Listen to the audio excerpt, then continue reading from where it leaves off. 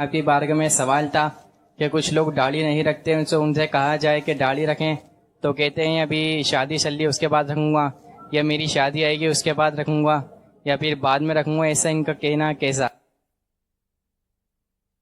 ظاہر اس وقت تک یہ گناہ جاری رکھنے کا اعلان کر رہا ہے کہ میں اس وقت تک تو اللہ رسول کی نافرمانی کروں گا، اور میں موت سے بھی نہیں ڈرتا، بھلے مر جاؤں، شادی ہونی چاہیے۔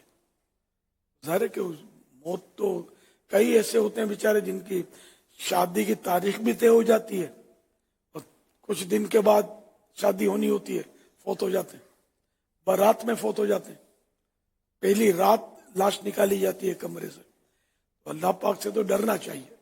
زندگی یقینی ہو نا، بالفرض کہ شادی ہونی ہے، تو یقینی ہے، فائنل ہے، ایسا ہوتا نہیں ہے۔ بالفرض اگر ہو تب بھی گناہ کرنے کی اجازت تھوڑی مل جائے گی۔ داڑھی منڈانا، ایک مٹھی سے گھٹانا تو گناہ کا کام ہے، جہنم میں لے جانے والا کام ہے۔ اس لیے یہ تو رکھنا ہی رکھنا ہے، سب کو رکھنی چاہیے، چاہے وہ شادی ہو یا نہ ہو، شادی کر لی ہو تو بھی، نہیں کی تو بھی۔ لوہے محفوظ پر جوڑا لکھا ہے، مقدر میں ہوگا تو وہ شادی ہوگی، ورنہ تو کئی کمارے روز مر رہے ہیں، کمارے لوگ منگنیاں ہو گئی ہیں تو فوت ہو جاتے ہیں، اور جلدی فوت ہو جاتے ہیں۔ آج میری تعزیتی کافی پیغامات مجھے بنانے ہوتے ہیں، آج ایک پیغام بنانے میں رک گیا تھوڑا۔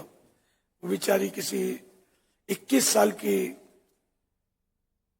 سید زادی تھی، تو 10 دن ہوئے تھے شادی کو، فوت ہو گئی، اچانک فوت ہو جاتے ہیں، ہارٹ فیل ہو جاتے ہیں۔ اللہ غری کے رحمت کرے ان کو۔ تو روز کے واقعات ہیں، ہمیں عبرت حاصل نہیں ہوتی اس سے، تو سب کو توبہ کرنی چاہیے۔ داڑھی منڈانے یا ایک مٹھی سے گھٹانے، اب طرح کی تراش خراش کرتے ہیں اور پتہ نہیں کیا کیا کر رہے ہیں، سب سے توبہ کریں اور آقا کی سنت اپنے چہرے پر سجا لیں، ایک مٹھی تھوڑی کے نیچے سے۔ اس سے بڑھ گئی تو اب کاٹیں گے، اس سے پہلے نہیں کاٹیں گے۔ صلو علی الحبیب صلی اللہ علیہ وسلم۔